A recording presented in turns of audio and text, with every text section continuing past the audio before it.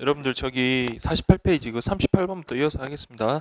그 38번 보시면 그 예금의 법적 성질 관련해 가지고 저기 예금이 소멸되는 경우는 여러분들 자 우리 예금을 달라고 청구하는 경우죠. 그걸 우리가 어떤 법적 성질로 보냐면 의사의 통지라고 봅니다. 그런 예금주의 어떤 그 청구에 의해서 그리고 그 금융기관에서 그 돈을 변제하면요. 예금을 변제하면 자, 예금을 지급하는 거죠. 그걸 우리가 변제라고 합니다. 그래서 의사 통지와 변제로 인해서 예금 계약은 소멸한다, 종료된다. 그렇게 보시면 되겠습니다. 그래서 여러분들 뭐 이렇게 디테일하게 나오지는 않겠지만 의사 표시랑 의사 통지는 다른 의미거든요. 그래서 여러분들 예금주가 예금 지급을 청구하는 행위. 그래서 이 청구하는 것 자체는 청구한 것에 대한 다른 어떤 이 사람이 의혹한 대로의 어떤 효과만 발생하는 게 아니라 그 외에 뭐 소멸시 중단이라든지 그런 그 외에도 법으로 인정한 효과가 발생하기 때문에 이거는 준법률 행위로서 의사의 통지 이렇게 보시면 되겠습니다. 자, 그 다음에 39번 보겠습니다. 자, 국가, 지방자치단체 등과 예금 거래를 할 때는 예금주, 저 개인 그 출납은 명의로 하면 안 되겠죠. 공공단체, 저기 그죠. 국가, 지방자치단체 등의 어떤 공공단체 명의로 그렇게 해야 되겠죠. 그래서 39번도 X 이렇게 가면 되고요. 예금 채권은 주심 채무다라고 했습니다. 자, 그 다음에 여러분들 자, 41번 보시면 무기명 예금의 경우 장소에 정함이 없으면 자, 계좌 개설의 영업점에서 그 예금을 지급한다. 그래서 이게 전형적인 여러분들 주심 채무잖아요. 그래서 영업점에서 지급한다. 옵니다. 오. 자, 그렇게 보시고요. 그다음 42번 CD는 여러분들 뭐 많이 보셨으니까 그냥 여러분 확인하시고 그다음 43번 보시면 자, 금융기관이 예금 채권의 준점유자에 대하여 자, 선의로 예금을 지급한 경우에는 설령 그 청구자가 무권리자라 하더라도 그 지급은 유효한 것이 된다. 자, 43번 좀 체크를 하십시오. 그래서 준점유자에 대한 변제로서 뭐 선의만 있으면 안 됩니다. 선의, 무과실 이렇게 있어야 돼요. 그래서 아까 제가 지난 시간에도 말씀드린 것처럼 선의냐, 선의 무과실까지 요구하느냐, 아니면 선의 무중과실을 요구하느냐 이런 거 디테일하게 구분하면 상당히 어렵기는 어렵습니다. 그래서 그나마 저 같은 경우는 그나마 이제 좀 법학을 좀 전공을 하다 보니까 그 관련되는 내용들을 갖다 어느 정도 좀 파악을 하고 있지만 이제 처음 이제 여러분 공부하실 때면 상당히 좀 어려우실 거예요. 그래서 여러분들이 그 표현 대리와 관련해서는 선의, 그 다음에 예금 거래와 관련해서는 선의 무과실 그렇게 기억하시고요. 저 인보험법과 관련해서는 선의 무중과실 그걸 기본 틀로 그렇게 잡아놓고 시작을 하시면 그렇게 정리를 하시고 여러분들이 보시면 조금 그래도 수월할지 않을까 그렇게 생각이 듭니다. 자, 그래서 43번 그렇게 좀 보시고요. 자, 그 다음에 44번처럼 자 도둑 절도범이 있죠. 절도범이 여러분들 그 통장을 훔쳐가지고 예금 지급을 청구했을 때 금융기관에서 할 만큼 했다면요 면책될 수 있습니다. 그래서 절도범이라 하더라도 그 예금 통장을 가지고 있다면 준점유자에 대한 어떤 변제로서 저희 면책될 수 있거든요. 그 내용이니까 44번 같은 경우 그렇게 좀 확인을 하시기 바랍니다. 자, 그 다음에 45번 보세요. 예금거래 기본약관에서는 예금통장 증서를 소지하고 인감 또는 서명이 일치하며 비밀번호가 일치하면 금융기관은 책임을 면한다고 규정하고 있다라고 그렇게 되는데 자, 여기는 뭐까지? 자, 그렇죠. 예금통장 증서 소지, 인감 또는 서명 일치, 그 다음에 비밀번호 일치, 그리고 플러스 선의 무과실까지 있어야 됩니다. 그래서 그 아까 우리 봤던 43번하고 45번 같이 묶어서 그렇게 좀 확인을 하시고요. 그 다음에 47번으로 가겠습니다. 47번.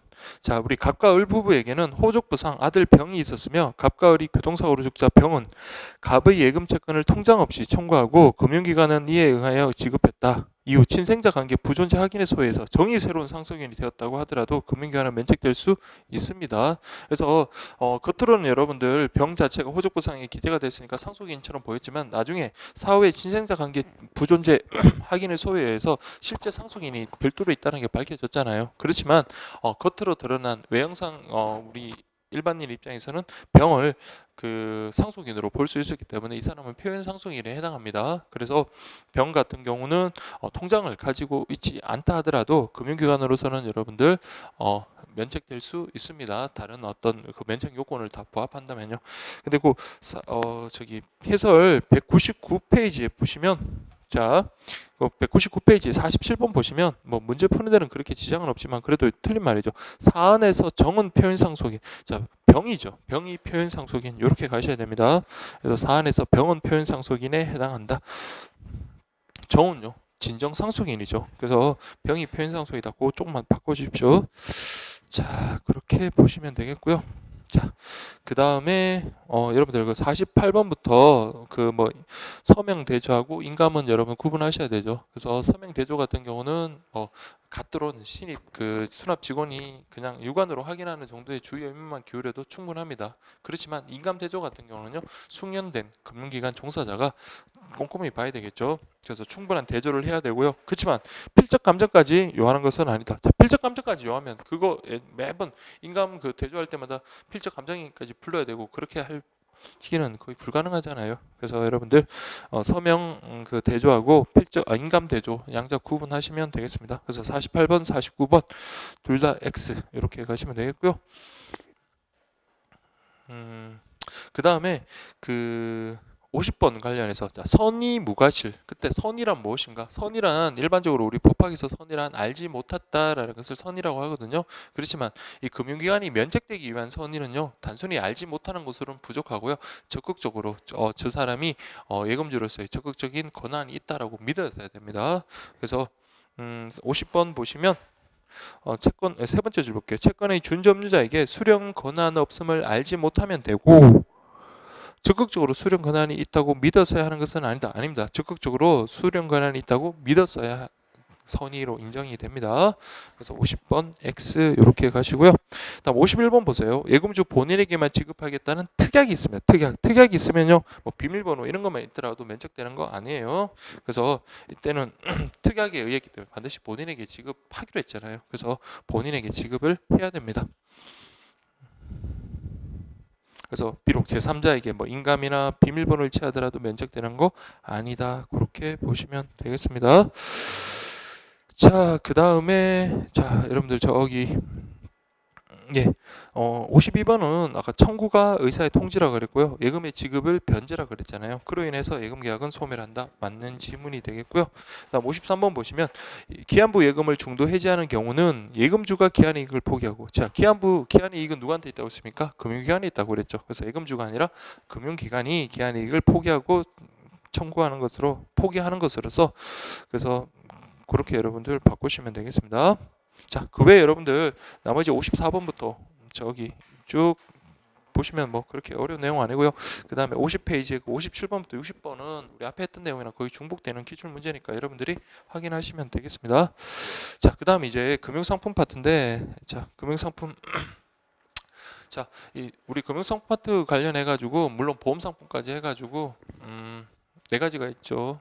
그 네 가지. 그 첫 번째 거는 뭐 저랑 같이 공부하셨던 분들은 잘 하시더라고요. 그래서 여러분들 입출금이 자료운 예금에서 6가지, 그 다음에 적립식 예금, 그 다음에 2가지, 예측식 예금 6가지, 그리고 특수목적부 상품에서 1가지 이렇게 구분하시고 각각의 여러분들 특징들을 잘 비교하시면 되겠죠. 그래서 이거는 무조건 여러분들 하나하나 낱개로 이렇게 봐가지고는 큰 도움이 안 됩니다. 그래서 전체적인 큰 틀에서 여러분들 비교하는 문제 거기에 대비를 하시면 될 것 같습니다. 자, 제가 시간 관계상 이렇게 다 쓰지는 않겠지만, 자, 입출금이 자유로운 예금 순서가 어떻게 됐나요? 자, 보통예금, 다음 저축예금, 가계당좌예금, 시장금리 수십출금식 예금, 그 다음에 단기금융상품펀드, 어음관리계좌, 그렇게 6개가 있었죠.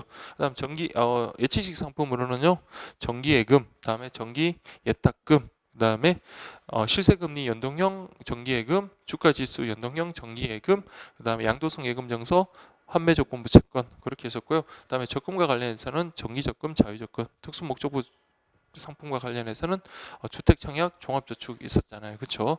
그렇게 해가지고 특히 첫 번째 보통예금하고, 자, 그래서 일단 그 상품 중에 이게 얘네들이 어떤 성질의 어떤 종류의 상품인지 그것부터 먼저 크게 구분을 하시고, 그리고 이제 경쟁되는 상품들 있죠. 각각을 또 비교하는 거, 그리고 뭐 예금자 보호가 되는 것들인지, 다음에 지급 기간이 어떤 건지 그런 것들을 쭉쭉 비교를 하시면 되겠습니다.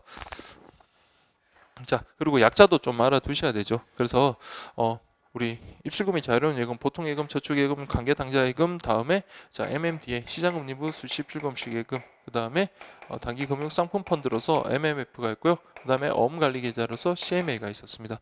그 다음에 정기 그 예금, 그다음에 정기 예탁금, 시장 실세금리 연동형 정기예금, 그다음 주가지수 연동형 정기예금에서 ELD가 있었고요. 그 다음에 CDRP. 그래서 이것도 예전 시험에 나왔으니까 약자 좀 기억을 하시고, 특히 얘네들 3명이 경쟁상품인데 취급기간과 관련해서 구분하시면 되고요. 얘네들의 공통점은 입출금이 자유로운 예금이다. 그렇게 구분하시면 되겠습니다. 그리고 얘네들은 예금자 보호가 안 되는 상품들이 있죠. 그리고 일반 과세만 적용되는 것들은 얘네들 4개에다가 가계당좌 예금까지 그렇게 구분하시면 되고요. 그다음에 우체국에서 취급하는 상품은 보통예금, 저축예금, 정기예금, 그다음에 정기적금, 자유적금, 그 외 MMDA랑 RP 이렇게 정리하시면 되겠습니다. 자, 그리고 이제 디테일한 부분의 내용들은 이제 그 교재 문제를 통해서 여러분들이 확인하시면 되는데, 자, 이게 우리 시험 문제에 대비해서 문제가 엄청 많죠. 그래서 엄청까지는 아니네요. 56개 정도밖에 안 되네요. 물론 이제 뒤쪽에 보험 상품이나 이쪽은 엄청 많습니다. 제가 이걸 갖다가 그렇게 한 거는 뭐 시험에 나온다든 전제 하에서 물론 하기는 했지만 시험 나오는 것도 나오는 거지만 교재를 볼 때 이런 식으로 여러분들이 좀 방향을 좀 제시해 주고 싶어서 그렇게 한 것도 있으니까 너무 좀 디테일한 부분은 좀 내가 모른다고 너무 자책하실 필요는 없습니다. 근데 금융상품한테는 디테일한 것조차도 다 아시더라고요. 그래서 뭐 내용이 얼마 안 되니까 그렇게 정리를 하시면 되겠습니다. 자, 그래서 50페이지 1번 보시면 보통예금, 저축예금, 가계당좌예금, 시장금리, 수시 입출금시예금, 단기금융상품펀드, 업무관리자 다 입출금이 자유로운 예금이죠. 그래서 입출금이 자유로운 예금은요, 그렇죠. 정기예금이나 정기적금처럼 기한에 약정이 있는 것보다는 유동성이 큰 거죠. 그래서 유동성 확보가 쉬운 상품에 속한다. 맞는 지문입니다. 1번 O. 근데 2번은요, 얘네들은 그렇죠. 저축하에 목돈 만드는 게 아니라 목돈을 가지고 운용을 해서 수익을 내는 거잖아요. 그렇죠. 그래서 이거는 예치식 예금이다. 이렇게 가야 됩니다. 2번 X 이렇게 가시고요. 자, 3번은 그냥 가볍게 보시면 보통 예금과 저축 예금이 금융기관별로 다르긴 하지만 일반적으로 보통 예금은 연간 2회, 저축 예금은 연간 4회. 그래서 저축 예금이 일반적으로 보통 예금보다는 수익률이 높다. 이렇게 보시면 되겠습니다. 3번 X. 4번 보통 예금은요, 가입자의 제한이 없어서 법인뿐만 아니라 개인도 가입이 가능하지만 저축 예금 같은 경우는 가계우드성 상품으로서 실명의 개인만이 가입이 가능하다. 이렇게 보시면 되겠습니다. 자, 그렇게 보시고 5번 가계당좌예금은 가계수표 발행할 수 있는 개인용 당좌예금이 맞네요. 이자를 지급하는 일반 당좌예금과 달리 아닙니다. 일반 당좌예금은 이자 지급 안 하지만 가계당좌예금은요 이자 지급합니다. 좀 기억하십시오. 그래서 이거는 또 가입 대상인 제한이 없다? 아니죠. 이거는 함부로 하면 안 되니까 신용도가 좋은 어떤 개인 자영업자 그렇게 제한을 합니다. 그래서 5번도 X 이렇게 가시면 되겠습니다.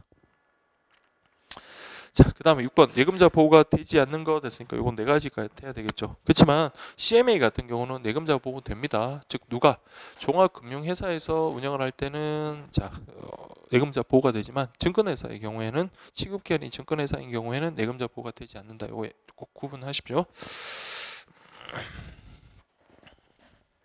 자, 그렇게 보시고요.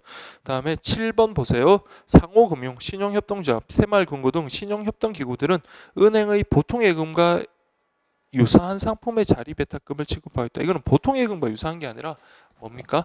정기예금과 유사한 상품의 자리배탁금. 그래서 그걸 정기예탁금이라고 합니다. 자, 그렇게 보시고요. 그 다음에 8번 보시면 어음관리계좌의 경우 예금자 보호법 등에 의거해서 예금을 보호하고 있지만 맞습니다. 다만 증권회사 즉 증권회사의 경우에는 보호되지 않는다. 그래서 맞아요. 근데 제가 문제를 보니까 8번하고 11번이 다만 빼고는 다 중복되죠. 그래서 뭐 중복된다고 나쁠 건 없지만 그래서 8번하고 11번은 중복된다. 그렇게 확인하시면 되겠고요. 다음에 9번 보세요.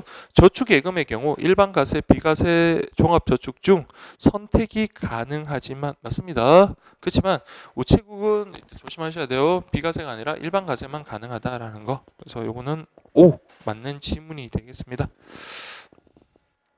자, 그렇게 보시고요. 자, 그 다음에 10번. 자, 모든 은행이겠죠. 1인 1계좌만 거래가 가능한 건요. 특수 목적부 상품 중에 그 주택, 청약, 종합저축이랑 가계당좌예금 그렇게 확인하시면 되겠고요. 그 다음에 12번 보세요. 자, 12번. 자산운용회사가 여러 고객이 투자한 자금을 모아 주로 양도성 예금 증서, 기업 어음 등에 이렇게 투자를 해가지고 얻은 수익을 배당, 즉 실적 배당하는 채권 투자 신탁 상품을 어음 관리 계좌라고 한다. 자, 여러분들 이런 거 어음 관리 계좌, 그 다음에 그 단기 금융 상품 펀드 같은 경우는 어쨌든 투자를 통해 가지고 실적을 배당해 주는 그런 상품으로서 그 점은 같습니다. 그래서 근데 주체가 다르잖아요. 그래서 수십 실금식 예금이긴 하지만 자, 요거 구분하셔야 돼요. MMF 같은 경우는 우체국하고 은행회사고 요거는요 자산운용회사. 자, 요거는 종합금융회사랑 증권회사 이렇게 가면 돼요. 근데 지금 문제에서 자산운용회사라고 했으니까 여기로 가야 되겠죠. 그래서 MMF 갑니다. 그래서 어음관리계좌가 아니라 단기금융상품펀드 이렇게 가야 되겠고요. 다음 13번 보시면 일반 가세는 15.4%입니다. 그래서 기본적인 소득세 14%하고 지방소득세 뭐 1.4, 그 합이 15.4의 세율이 적용되는데, 자, 비과세 종합저축은 자, 노인, 장애인, 독립, 유공자 등을 대상으로 하고요. 그때는 한도가 얼마라고요? 5천만 원입니다. 3천만 원이 아니라 5천만 원 꼭 기억을 해 주시기 바랍니다. 그래서 14번 보시면 가계당좌예금은 거래하고 있는 은행마다, 거래하고 있는 은행이 아니라 전 은행, 전 금융기관을 통틀어 가지고 1인 1계좌예요.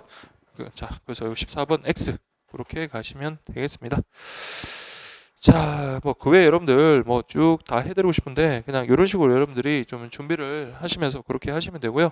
그 다음에 뭐 좀 여러분들이 헷갈림 안 하고 좀 중요하다 싶은 것들 뭐 다 중요하죠. 제가 뭐 쪽집게도 아니고 뭐 중요하다 중요하지 않다 이렇게 말씀드릴 수는 없겠는데 그냥 이렇게 여러분들 좀 확인하시고요. 또 18번 19번 같은 경우 18번 같은 경우는 그렇죠. 자유적금 같은 경우는 가입 금액에 대해서 제한이 원칙적으로 없습니다. 내가 입금 해차라든지 내가 넣고 싶은 금액을 넣으면 되는데, 다만 자유적금 같은 경우는 자, 금리 뭐 우리가 만기 때 집중적으로 넣거나 이런 것들 편법 쓰는 거 그런 걸 막기 위해서 자, 3등분 하죠. 그래서 그 문제에서 보면 계약 기간 3분의 2 경과 시에는요. 그렇죠. 얼마 이상을 초과해서 넣을 수 없다. 2분의 1 이상을 초과해서 넣을 수는 없겠죠. 그래서 2분의 1 이내의 입금만이 가능하다. 이렇게 돼야 돼요. 그래서 이 수치 좀 기억을 해 주시고요. 그 다음에 쭉 보시면 자 21번 보겠습니다. 시장금리부 수십 실금식 예금의 경우 한매 조건부 채권, 양도성 예금 증서 등 다른 단기 시장성 상품에 비해 수익률이 높다라고 그렇게 되는데, 여러분들 아무리 수십 실금식 예금이 수익률이 높아봤자 이 밑에 있는 예치식 예금보다는 수익률이 낮겠죠. 그래서 이 수익률이 낮습니다. 그래서 21번 X. 그다음에 CD 같은 경우는 무기명식이에요. 그래서 무기명 할인식이기 때문에 기명하면 틀려요. 그래서 무기명이기 때문에 정당한 소지자가 누군지 관계없이 정당한 권리자가 누군지 상관없이 그 소유자에게 그 발행 대잔을 지급하면 면책된다 그랬잖아요. 그래서 22번 기명 할인식이 아니라 무기명 할인식이다. 그렇게 보시면 되겠고요. 그 다음에 자 24번은 정기예탁금 같은 경우는 자 우리 신용 그 협동기구들 있죠. 새마을금고나 신협이나 그런 쪽 거기에서만 취급하는 거지 모든 은행에서 취급하는 거 아니다. 이렇게 보시면 되겠습니다. 예. 제가 문제 풀다 보니까 뭐 예금보호가 계속 나오던데 그만큼 예금보호는 여러분들이 이번 뭐 교재를 통해서 연습을 많이 할 수 있겠네요. 자, 그다음 28번 보시면 한매 조건부 채권은요 단기 상품입니다. 그래서 여러분들이 뭐 이쪽에 있는 애들은 다 단기 상품으로 보고 왼쪽에 있는 뭐 정기 예금이나 정기 적금 정도는 장기 상품이다. 이렇게 보시면 되겠습니다. 자, 그다음에 52페이지. 자, 29번 보시면 정기예탁금은 개인과 기업 모두 가입 대상의 기업 모두 가입 대상의 제한이 없으며 정기예금보다 수익률은 높다. 자, 수입은 높습니다. 근데 정기예탁금은 이것은 뭡니까? 회원, 뭐 준회원, 조합원 뭐 이런 식으로 여러분들 준조합원 이런 식으로 그 개인만을 대상으로 원칙적으로 하는 겁니다. 그래서 이거 기업 여기 X 이렇게 가시면 되겠고요. 그래서 가입 대상이 제한이 없다 이러면 안 됩니다. 근데 뭐 우리 일단 뭐 실무적으로는 여러분들 뭐 우리 개인이 뭐 신협이나 이런 데 돈 들고 들어가면 땡큐 하면서 받아주죠. 그래서 예금계약 성립과 동시에 그런 뭐 조합원의 지위라든지 회원의 지위를 갖다가 부여를 합니다. 자, 그다음 31번 보시면 정기 예탁금의 경우 2018년도 말까지 5천만 원의 한도 내에서 비과세지만 저소득 근로자가 아닌 경우에는 농어촌 특별세 1.4%를 부담한다라는 거 자, 여러분들 그 정기 예탁금과 관련해 가지고는 자 우리 예금 보호가 됩니다. 그게 5천만 원까지 예금 보호가 되고요. 그 다음에 지금 여기 나오는 것처럼 자 비과세 대상이 되는 금액은요 3천만 원. 그래서 꼭 구분하셔야 돼요. 5천만 원까지 그 예금이 보호가 되고요. 그 다음에 3천만 원까지 비과세 대상이 된다. 그렇지만 농어촌 주민이라 그러나 아니면 그 저소득 근로자가 아니면은요, 그렇죠. 1.4%의 농어촌 특별세는 부담한다라는 것이 그렇게 정리하십시오. 자, 그렇게 보시고요. 음, 자, 그 다음에 여러분들 쭉 내려가셔가지고 35번 볼게요. 주택청약 종합저축 고가 관리서. 주택청약 종합저축은 여러분 내용이 쭉 정리가 돼야 돼요. 그래서 이거는 특히 가입 대상은 아주 중요하죠. 무세대주 여부라든지 가입 나이 연령에 관계없이 가입이 가능한 그런 상품이고요. 다만 세대주라면요. 그렇죠. 소득공제, 세액공제 부분은 받지를 못합니다. 그래서 그거랑 좀 구분하시고요. 그 다음에 2만 원부터 50만 원까지 5천 원 단위로 자유불입할 수 있는 그런 상품이고, 요게 이제 만기가 언제냐면 여러분 우리가 주택 입주자로 선정되는 날까지 그게 이제 만기겠죠. 그 다음에 37번 보세요. 주택청약 종합저축 가입자 중 근로소득이 없는 자나 근로소득이 있는 거주자로서 총 금액이 5천만 원 이하이며 해당 과세기간 중 주택을 소유하지 않은 세대주는 자 240만 원, 그러니까 연간 납입 금액 240만 원 한도 내서 40%, 그럼 240에 100분의 40 하면 96만 원이겠죠. 96만 원의 소득공제를 받을 수 있다. 자, 우리 후단 부분의 설명은 맞는데, 자, 여기 보시면 총 금액이 5천만 원 이하가 아니라 7천만 원이에요. 그래서 이것도 좀 꼼꼼하게 하나 좀 잘 체크해 주시고요. 그래서 38번 보시면 주택을 소유한 세대주의 경우에는 자, 세대주는 주택 소유자냐 소유하지 않은 세대주냐 관계없이 주택청약 종합저축에 가입은 가능해요. 그렇지만 소득공제는 받을 수 없다. 이렇게 가면 되겠고요. 자, 그 다음에 39번은 틀린 지문은 아니에요. 자, 이거 제가 근데 여러분들 뭐 제가 2016년도에 그걸 그냥 그대로 좀 써버리는 바람에 문제가 좀 된 것 같은데, 정기 적금의 경우 필요시 적금을 담보로 납입한 적금 잔액의 일정 범위 내에서 대출이 가능한데 통상 납입한 적금 잔액의 80% 이내이다. 이렇게 지금 되어 있습니다. 어쨌든 여러분 담보에서 가장 중요한 게 가장 안전한 게 뭡니까? 돈을 담보로 하는 거죠. 그렇죠. 뭐 가치가 변동이 되더라도 그 가치에서 그 가치로 변동이 되는 거기 때문에 똑같습니다. 그래서 우리가 앞에서 공부를 했나요? 그 신용담보보다는 그 신용을 갖다가 대출하는 것보다는 담보대출이 그 대출금리가 낮다 그랬잖아요. 근데 그것보다 부동산도 여러분들 뭐 하락폭이 있을 수 있잖아요. 그것보다 가장 확실한 건 뭡니까? 그렇죠. 내가 보관하고 있는 돈을 담보로, 만약에 변제하지 않으면요 내가 내줘야 될 돈을 갖다가 자기가 우선 상환받을 수 있으니까 그것만큼 안전성이 없죠. 그래서 요거는 95%까지 통상 담보 대출이 가능하다라는 거 그거 좀 확인하시고요. 그래서 예전에 정기 적금도 지금 당연히 시행되고 있습니다. 근데 그걸 갖다 정기 예금의 경우 이렇게 바꾸십시오. 그래서 해설도 정기 예금의 경우 그렇게 좀 바꾸시면 될 것 같아요. 그래서 뭐 그렇게 중요한 건 아닌데 어쨌든 정기예금이나 정기적금이나 어쨌든 그 금융기관에서 보유하고 있는 돈에 대해서 담보대출 95%까지 가능하다. 통상적으로 꼭 그런 건 아니지만, 자, 그래서 39번 그렇게 좀 확인하시고요. 그 다음에 41번 보세요. 예금자 보호 대상은 아니지만 하면 여기 그냥 체크를 하시고요. 국채, 지방채 등 우량 채권을 대상으로 투자되므로 안정성이 높은 편이고 만기 지난 후에는 별도 이자를 가산해 주지 않는 특성. 자, 기억을 하십시오. 여기 뭡니까? RP, 판매 조건부 채권. 이렇게 가야 되겠죠. 그래서 41번은 그렇게 가시면 되겠고요. 자, 그 다음에 그 43번 기출됐던 거는 뭐 그냥 확인하시면 되겠고요. 그 다음에 44번 CDRP, CMA, MMF 얘네들은 다 뭡니까? 단기 금융 상품이다. 이렇게 보시면 됩니다. 그래서 단기 자금 운용에 유리한 상품 44번 O 이렇게 가면 되겠습니다. 자, 그 다음에 46번 보세요. 주택청약 종합저축은 가입한 날로부터 주택 입주자로 선정된 날까지 계약 기간이고 맞죠? 예금자 보호법에서 예금을 보인다. 자, 이거는 예금자 보호법이 아니라 자 우리 국민주택기금에서 별도 관리를 한다. 이렇게 하는 게 정확하죠. 그래서 46번은 X 이렇게 가시면 되겠고요. 자, 그 다음에 저기 48번 보시면 47번 가계당자 예금은요. 그렇죠. 은행에서만 취급합니다. 그래서 은행에서 취급하는 상품 세 가지가 있었죠. 가계당자 예금, 그다음에 연동 친구 2명, 실세금리 연동이랑 주가지수 연동. 요거는 only 오직 은행에서만 취급한다. 그렇게 구분하십시오. 그래서 오직 은행에서만 취급하는 게 중요한 게 아니라 얘네들한테 우체국 붙일 수는 없습니다. 우체국이 취급하는 상품 아니다라는 거. 그게 더 중요해요. 자, 그 다음에 여러분들 51번 볼게요. 자산운용회사가 여러 고객이 투자한 자금을 모아 주로 양도성 예금 증서, 기업어음, 잔존 만기 1년 이하의 국채, 통화 안정증권 등 금융자산에 투자해 얻은 수익을 배당하는 채권 투자 신탁 상품을 어음관리 계좌라 한다라고 되어 있네요. 그래서 51번 같은 경우는 자산운용회사, 그래서 자산운용회사는 MMF 돼야 되고요. 그다음에 왼쪽에 보시면 52페이지 43번 같은 경우는 종합금융회사가 그랬으니까요. 종합금융회사는요 CMA 어음관리 계좌 이렇게 구분하시면 되겠죠. 자, 그렇게 보시면 되겠습니다. 자, 그 다음에 56번. 자, 55번하고 55번도 여러분들 문제 괜찮은 문제 같아요. 주가지수 연동 정기예금은 고수익을 추구하는 상품으로 원금과 이자의 전부 또는 일부를 주가지수, 일본 니케이 뭐 이쪽에 움직임에 연동한 파생 상품이다.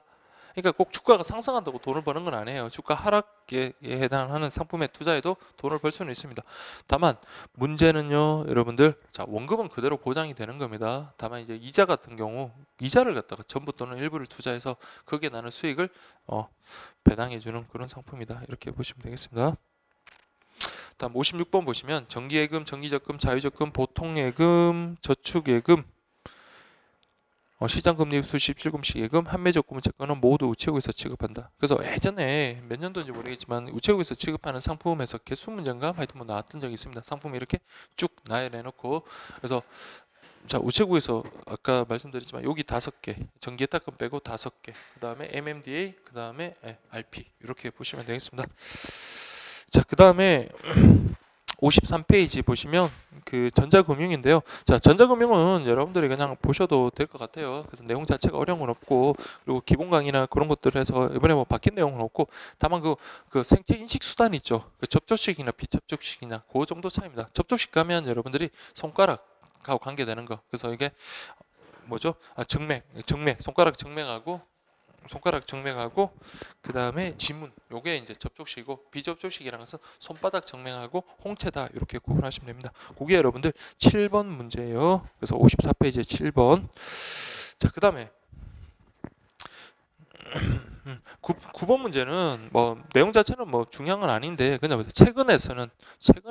최근 이렇게 하십시오. 에서는 빼시고 최근 CD ATM 서비스가 다양해져서 제2금융권과도 연계가 되며 수표 입출금 가능 기능에서부터 키오스크 기능 등등 다기능 기기로 발전하고 있다. 뭐 이건 안 보셔도 되고요.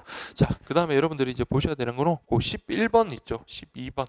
그래서 여러분들 1369 대고객 조회 서비스냐 아니면은 1588 1544 그래서 이게 각 금융기관별 ARS 서비스냐 이거 구분하시면 돼요.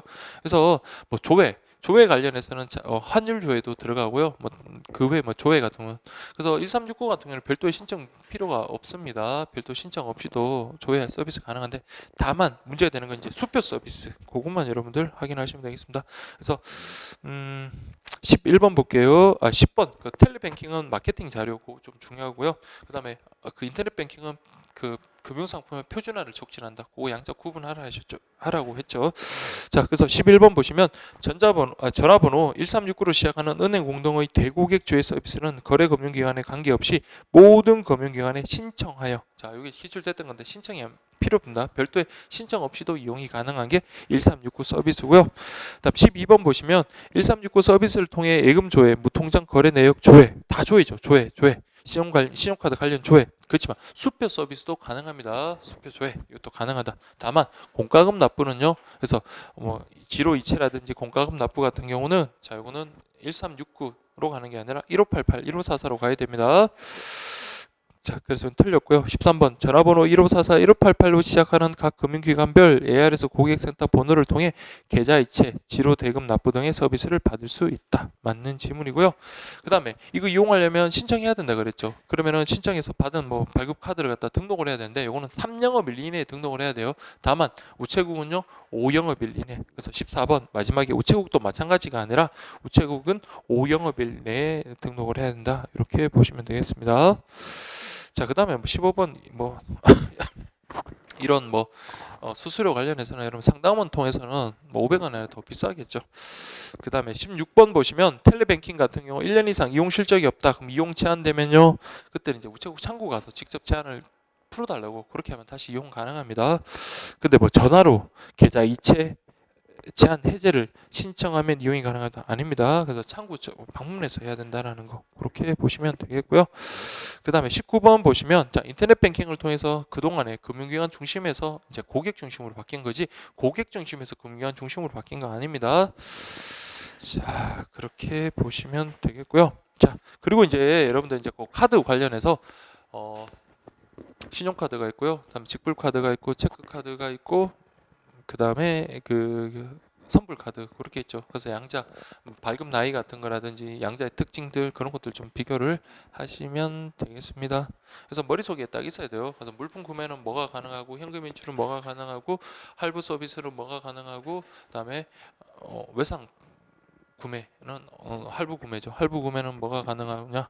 아니면 현금 서비스. 그래서 할부 구매랑 그러니까 외상 구매, 할부가 외상 일종의 외상이죠. 할부 외상 구매랑 현금 서비스 같은 거는 신용 공여 기능이에요. 그래서 이거는 신용카드만 가능하다라는 거 그렇게 기억을 하시고 직불카드는 어차피 이거는 뭐 현금 카드잖아요. 그래서 현금 인출은 가능하다. 그리고 선불 카드 같은 경우는요 물품 구매는 가능합니다. 그 외에 뭐 현금 인출이나 외상 거래라든지 현금 서비스 이런 것들 할부 거래 이런 거는 안 됩니다.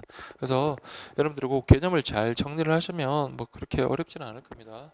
그리고 이제 그 외 좀 디테일한 부분과 관련해서는 그 직불 카드 부분에서 그 내용 조금이랑 일부랑 그 다음에 그 선불 카드 부분에서는 시험에 많이 나올 내용들이 있죠. 그렇게 정리하셔가지고 보시면 되겠습니다.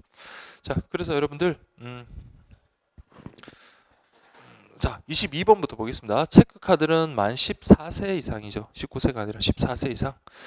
그 다음에 23번 보시면 체크카드는 신용 공여 기능 없습니다. 그렇지만 하이브리드형 체크카드는요 신용 공여 기능이 있고요. 요거는 30만 원의 어떤 소액 신용이 가능하다 이렇게 해야 돼요. 그래서 요거는 우리 뒤쪽에 우체국 체크카드에 우체국 하이브리드 여행 체크카드 있잖아요. 거기도 마찬가지 소액 그 신용이 가능한데 30만 원 한도라는 거가 연계하면 되겠습니다. 그래서 그렇게 연결을 하면 될 것 같아요. 자, 그 다음에 25번 보세요. 기프트 카드는 법에서 정한 발급 한도에 제한이 없다? 아니죠. 그냥 여신전문금융업법에 따르면 50만 원. 다만 기명 즉 실지명의가 확인됐으면 실지명의 죄송합니다. 실지명의에서 네 글자죠. 그래서 50 곱하기 4에서 그때는 200만 원까지 한도가 늘어난다. 이렇게 보시면 되겠고요. 그다음에 26번 보시면 직불카드 사용 금액은 신용카드와 마찬가지로 자, 신용카드는 후불 결제지만 직불카드는요. 내 통장 잔액에서 바로 나가기 때문에 이거는 즉시 결제 방식이다. 이렇게 보시면 되겠습니다. 27번 보시면 직불카드는 자, 할부 구매, 현금 서비스 및 현금 인출이 불가능하다. 자, 직불카드를 우리가 현금 카드라고 하잖아요. 현금 인출은 가능하다는 거.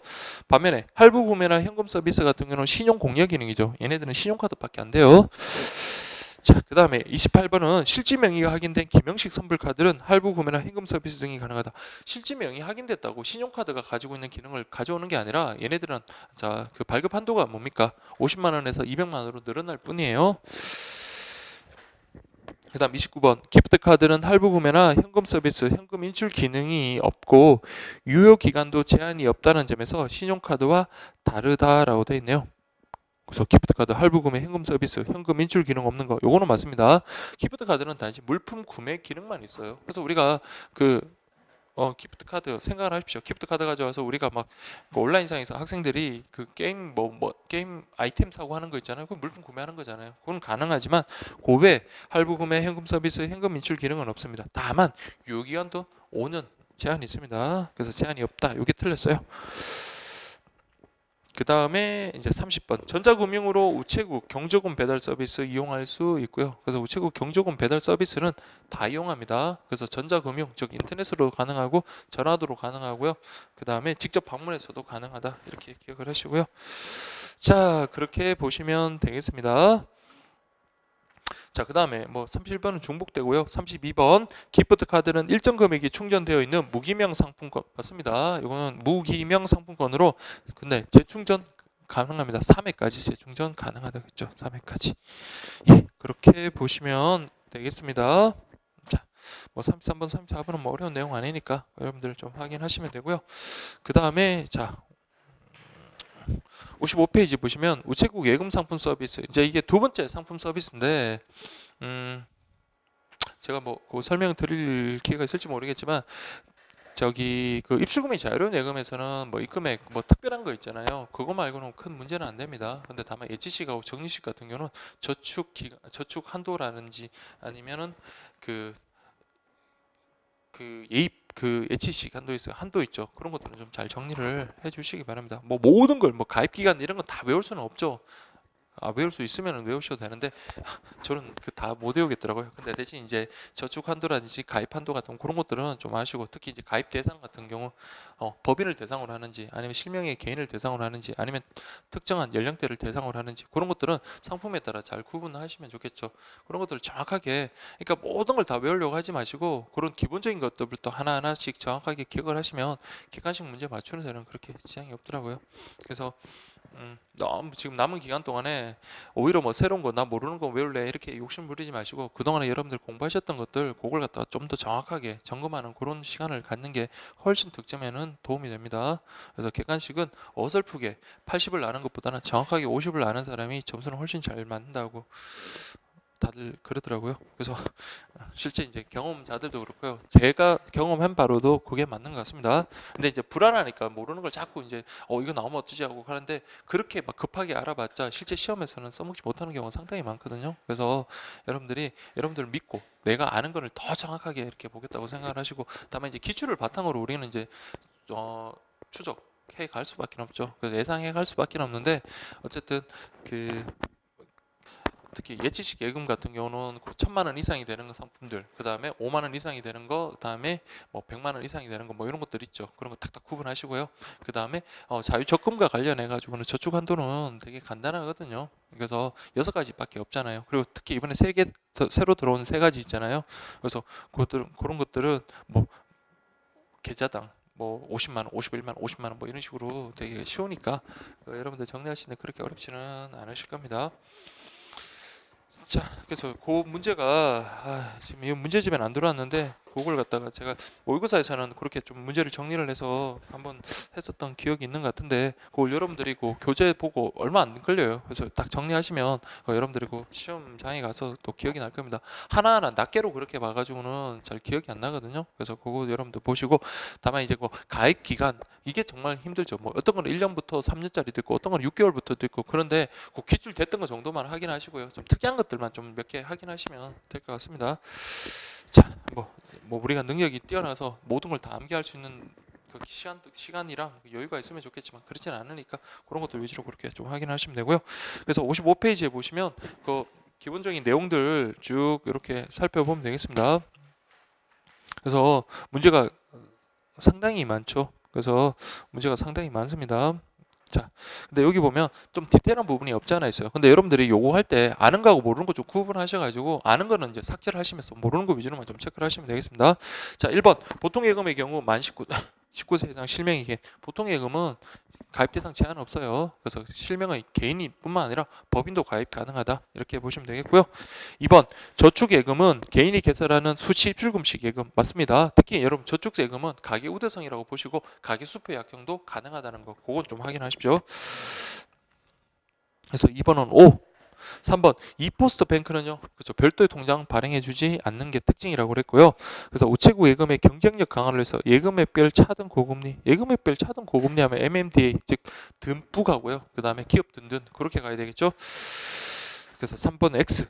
4번 기업 든든 M&BA 통장의 경우 입출금이 자유로우면 맞죠. 다음에 단기간 내치하더라도 높은 금리 적용 맞습니다. 우리 앞에 예금 상품 파트 공부할 때도 그런 내용이 나왔고요. 다음에 자 중요한 게 예치 금액별 차등 금리 적용한다. 맞는 내용이네요.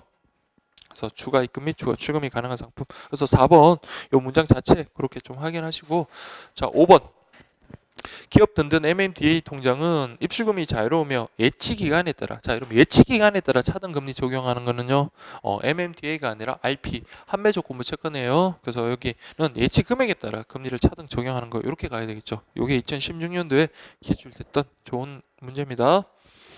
자, 그 다음에 6번 기업 든든 MMDA 통장의 경우 법인 고유번호를 부여받은 단체는 가입 가능하지만 개인 사업자와 임의단체 자 개인 사업자도 가입 가능해요. 다만 뭐는 임의단체 임의단체라는 거는 어떤 조직도 안 갖추고 그냥 우리 개모임 같이 무슨 산악회 모임 몇 명 모여가지고 우리 일주일마다 한 번씩 그냥 가자 이런 모임 단체들 있죠. 그런 단체들 임의단체는 여기에 가입 대상에서 제한됩니다. 제외됩니다. 그래서 6번은 X 그렇게 가시면 되겠고요. 그 다음에 7번. 자, 7번 문제를 제가 만든 이유는 뭐냐면 자, 우체국 다드림 통장과 관련해서 우체국 수십 출금식 예금의 대표 통장이라 그런 거예요. 저는 대표는 그냥 보통 예금 같은데. 근데 그래서 문제 한번 만들어 봤습니다. 우체국 예금의 예금, 보험, 우편 등 우체국 이용 고객 모두에 대해서 혜택을 제공하는 상품으로 거래 실적별 포인트 제공, 그다음에 패키지별 우대 금리, 그다음에 수수료 면제 등을 다양한 우대 서비스 제공하는 우체국 대표 수십 출금식 예금이다 해가지고 뭐 우체국 대표 수십 출금식 예금이다 이게 중요한 거라기보다는 그 앞에 있던 내용들을 딱 보면 아 이거 다드림 통장이구나라는 거 여러분들 아실 수 있을 겁니다. 그래서 다드림 통장이 문제가 많은 이유가 2016년도에 이거 100번 나온다. 그러면 특히 우체국 대표 통장이다라고 하니까 그래서 문제를 막 꼼꼼하게 그때 엄청 많이 했는데 이번에 근데 좀 많이 삭제를 했습니다. 삭제를 했는데도 양이 꽤 많죠. 그래서 요 부분 있죠. 제가 자 거기 요 뒷부분부터는 제가 다음 시간에 좀 하도록 하겠습니다. 지금 저기 예 그렇게 좀 많이 좀 진행을 하기는 했어야 되는데 어쨌든 여기까지 하고 제가 좀 추가 시간이 나면 계속 좀 빨리 진행을 해서 그 OX 지문만큼이라도 확실하게 좀 하도록 하겠습니다. 자 여러분 어쨌든 오늘 수고 많으셨고요. 그리고 다음 시간에 요 다음 파트 그 다드림 통장부터 상품 파트부터 쭉 정리할 테니까 혹시 강의를 이제 먼저 들으신 분들은 좀 한번 좀 훑어보시고 또 복습하시고 그렇게 좀 해주시기 바랍니다.